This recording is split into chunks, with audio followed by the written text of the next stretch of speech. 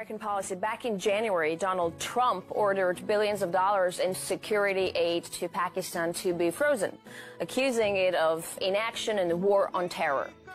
Former head of ISI, Asad Durrani, told me Pakistan's dependence on American aid ended a long time ago. So why then is your country's defense minister calling on the United States to reconsider the cut?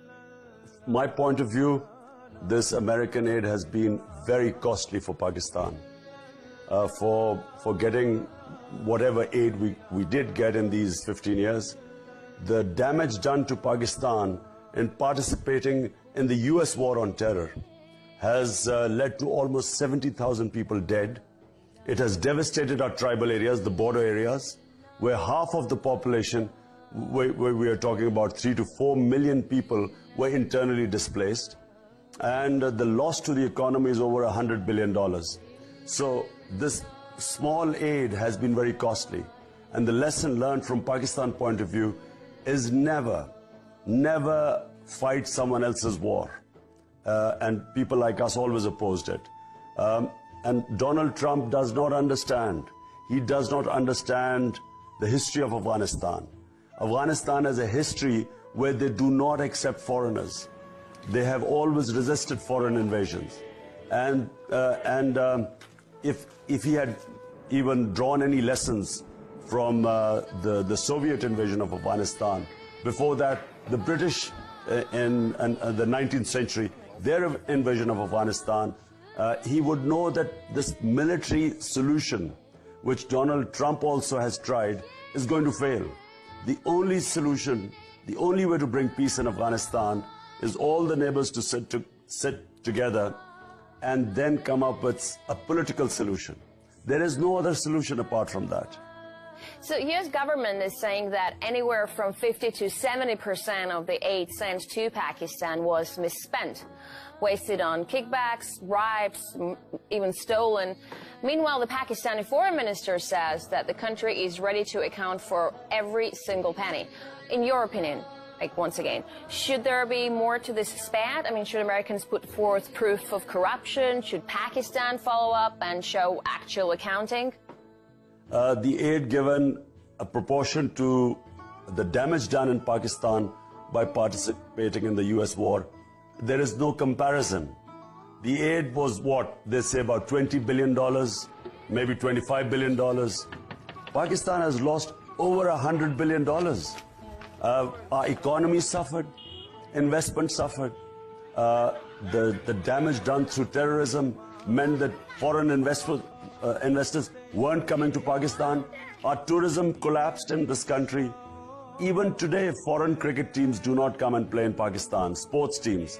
So this country took a heavy punishment by participating in that war. And the money, as I said, the money coming from aid is a small pittance compared to what it cost the people of Pakistan. So you have said that Trump is briefed by and working for the agenda of Pakistan's enemies. Whose agenda would that be? Well, the things that Donald Trump has said, he's actually applauded India's role in the war on terror. And he's actually blamed Pakistan for the US not winning in Afghanistan. Now, and then he's blamed Pakistan for terrorism. Now, this is exactly what India says about Pakistan. And so, therefore, it was extremely hurtful for people of this country that they participated in a war that was not Pakistan's war. There were no Pakistanis involved in 9/11. Al-Qaeda was in Afghanistan. There were no militant Taliban in Pakistan. How did we end up in a war where 70,000 Pakistanis have died? We still have terrorism in this country. We're still having the effects of this war on terror. Mr. Khat, are you saying India is duping American president into making a decision? I don't know where he's come up with, but it's quite clear that the things he is saying is praising India, whereas India did not give any sacrifices in the war on terror. What role did India play in this whole war? It's Pakistan that took the battering, the suffering. And so to praise India is shocking for all of us. What has India contributed to this war on terror? And to give India a role in Afghanistan, India does not have a border with Afghanistan. Pakistan's foreign minister says that the United States has turned Islamabad into a whipping boy to distract from its failures in Afghanistan. Do you agree? Is Washington looking to single out Pakistan to deter criticism?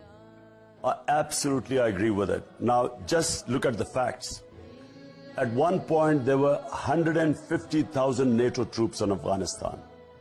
And then the Afghan army is anything between 250,000 to 300,000. So you're talking about almost 500,000 armed forces in Afghanistan.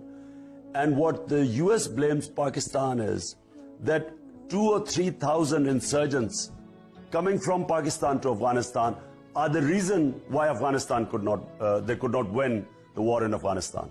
Can the drop in American aid be countered by deals with Pakistan's newest friends like China or Saudi Arabia? Are you expecting their influence to rise now that the United States is on a collision course with Pakistan? Firstly, what would the US do to be on a collision course with Pakistan? The maximum leverage the US has is to stop the aid. Pakistan should try everything to keep the US happy. But the problem is when the US expects Pakistan to win the mess it has made in Afghanistan, it expects Pakistan to somehow win the war which they're badly lost in Afghanistan. And when I say lost, I mean they haven't won. All the Taliban have to do to win the war is not to lose. So what the US expects Pakistan to do is what it has not been able to succeed in Afghanistan. And clearly Pakistan has limitations. And if Pakistan, what they want to do is to take action against these Taliban groups supposedly operating from Pakistan, well, then they should tell us where are these groups. They're talking about the Haqqani network. At its peak, the Haqqani network would have maximum 2,000, 2,500 men in Pakistan. That surely cannot be the reason why they've lost. They have not been able to win in 16 years. What I feel is that the American policy of military actions, collateral damage. I don't know whether you have seen in Kunduz, they bombed a madrasa, killed 100 children. Now that 100 children killed by American bomb means that this will raise hatred in Afghanistan, and hatred means more recruits, and so it's an ongoing circle. Collateral damage, hatred, more recruits, and an ongoing war.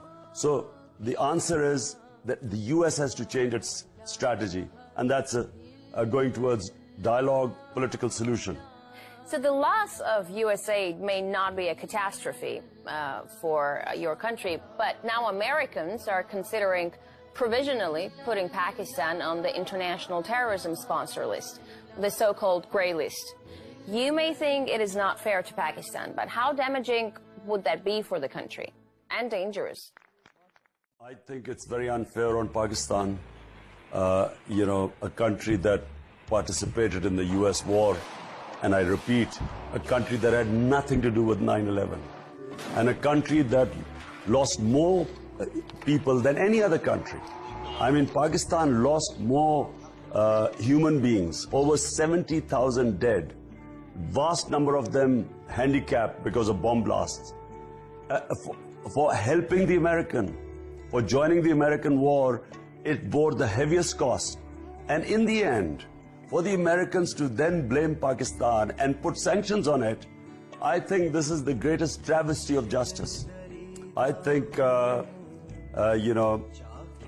it is something which is inconceivable that the US would, for its failure in Afghanistan, blame Pakistan. But how damaging would it be, though? How damaging? Well, it will be damaging. I mean, for Pakistan, unfortunately, our economic situation is not that strong right now. The country is actually going through an economic crisis. So American sanctions would be damaging. But, I mean, is this justice? Is it fair? Is this how US would use a country like a tissue paper, and when it thinks it doesn't need it anymore, it just casts it away? I think it's very immoral. Right, politicians are openly saying that Pakistan is supporting the Taliban. It's become somewhat of an open secret, and even some former Pakistani officials are admitting to that, like Musharraf even. How can Pakistan be fighting terrorists with one hand and then supporting them with another? Well, there are two different things. One are the so-called Taliban who are attacking Pakistan. Pakistani forces, security forces who are indulging in terrorism in Pakistan.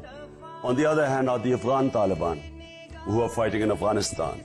Now what Pakistan says is that the terrorism coming into Pakistan is from Afghanistan, and Afghanistan is saying that the terrorism coming into Afghanistan, or that they cannot win in Afghanistan because of the insurgents, which is Afghan Taliban, going in from Pakistani borders.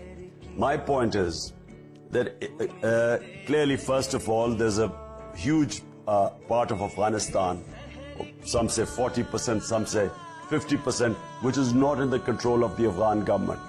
So why would all these Taliban have to come to Pakistan if there is so much space available for them to operate from within Afghanistan? That's number one point. Number two, given that there is not going to be peace in Afghanistan unless there is a political settlement, so should not the Afghan government and the Americans be telling Pakistan to use their influence on the Afghan Taliban to get them for peace talks? So surely Pakistan's role right now should not be trying killing more people and creating more problems for a country that has taken the most beating, most suffering in the war on terror. Rather, it should be helping in the dialogue and the peace process with its influence on the Afghan Taliban. Is Pakistan actually capable of getting its multiple militant groups under control on the Afghan border and in Kashmir? International community is saying that Pakistan tolerates militants, but does Pakistan have enough strength to eradicate them if you wanted to? I mean, the Pakistani Taliban are even listing you and your family as targets. Can they be stopped? The Pakistan Taliban have, their strength has been greatly reduced. And so Pakistani security forces have more or less controlled what is called the TTP, the Pakistan Taliban. Problem is in Afghanistan now. If Afghanistan is secure, settled, stable, then there would be peace in Pakistan. The problem is that because Afghanistan is unsettled, we keep having attacks from Afghanistan on the Pakistani soil right now. Because the Pakistani forces have controlled the Pakistani areas, more or less now. There are still incidents, but much fewer. Problem in Kashmir, that for the last 25 years, there are almost 600 to 700,000 Indian troops in Kashmir. There are violations of human rights. The local population has turned against the Indian army. The people have risen up against India in peaceful protests. Now India blames Pakistan for what is going on in Kashmir. In Kashmir, it is an indigenous struggle. This is not a struggle fueled by Pakistan. Why don't they give the Kashmiris right to decide what they want, what is their democratic right to decide their future? But they do not give them that right. They're using the forces to suppress that a democratic freedom struggle, and they blame Pakistan for what is going on in Kashmir. Now, so we have two fronts. One is India blaming all what is happening in Kashmir on Pakistan. The other is the US and the Afghan government blaming for the instability in Afghanistan on Pakistan. That's the problem with Pakistan right now. Unfortunately, where Pakistan has failed, we did not project our point of view internationally on the diplomatic level. We have failed to really project what is happening in Kashmir, and at the same time, the sacrifices Pakistan has given in the US war on terror, and Pakistan is not responsible for what is happening in Afghanistan. You mean to say that Afghanistan is finished as a state and should be left alone, die peacefully? No, not at all. I think Afghanistan has a very proud history.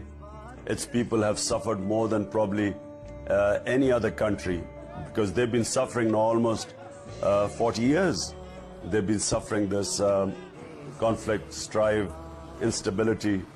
And so if any people deserve peace, it's people of Afghanistan. And the only way that can be achieved is if all the neighbors sit on the table and bring the Afghan Taliban and the Afghan government on the table. That's the only way. Major war with India. Is Islamabad really ready to use nuclear weapons on the Indian subcontinent? That is the nightmare scenario, and that's why it's very important to resolve our differences, India and Pakistan, to sit on a table and have some sort of a roadmap to resolve their issues. Problem is, I repeat again, the Prime Minister Narendra Modi, his policy ever since he's come into power, it's extremely aggressive and it is hostile towards Pakistan, which obviously Pakistan being much smaller than India, it has made the country very insecure. The governments are insecure, our security establishment is insecure. Bearing in mind that we are two nuclear-armed countries, the best way is that we sit down and resolve our differences. But unfortunately, so far, India's response has been arrogant and very aggressive. And whatever happens, the moment any sort of talks start or have in the past, one terrorist incident then derails the whole process. You're back to square one. What we really need is a strong, determined leadership in both the countries. A leadership that has the ability to take the pressure from that small lobby in both countries which does not want peace. And come what may, whatever happens, whatever little incidents happen, the two countries stick to a roadmap of peace. And the peace has to be a resolution of the Kashmir issue. So unfortunately, at the moment, I don't see that dialogue happening. But in the future, it is the only solution that the two countries sit together and resolve this issue of Kashmir so that we can live side by side as civilized neighbors. All right, Mr. Khan, thank you very much for this interview. Good luck with the elections. We were talking to Imran Khan, member of Pakistan's National Assembly and leader of Pakistan Movement for Justice.